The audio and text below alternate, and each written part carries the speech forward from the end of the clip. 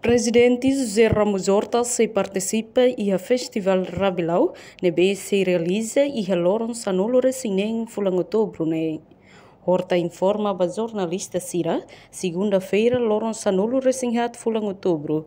Tina ne, liga Festival Rabilau nebe se acontece e a Rabilau, posto Mobisi, município Inaru, husi loron sanolo resinem to loron sanolo resinsia fulang outubro ne. Se Estado sente orgulho, tampa Timor-Leste belezai umanai, ba atividade Festival Rabilau tinan rihunroa ruanolo resinghat. Nebe se celebra vibrante, ba herança cultura, tradição, no beleza natural timor-lestenian. Festival né, todo se boca participa, ao chegar, dia 15, carica, não é bom, na iniciativa da presidência e governo,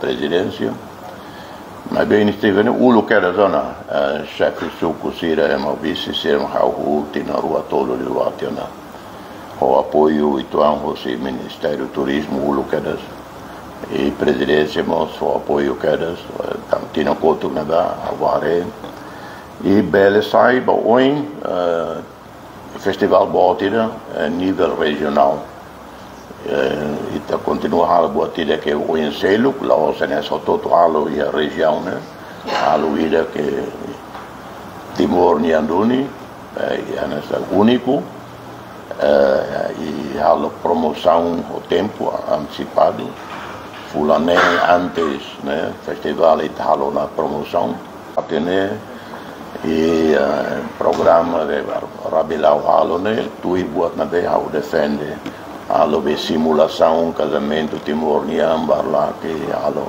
simulação ba apoio mate apoio conta a história aí na noite buat né nessa sai atração turístico internacional e a otene que o governo vota na reunião conjunto ao vice-primeiro-ministro intersectoral, interministerial, mas não sei se é capaz.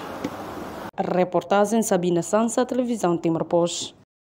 Janela informação ba emogoto. Atua tem informação atual dia clio. Kita haluha.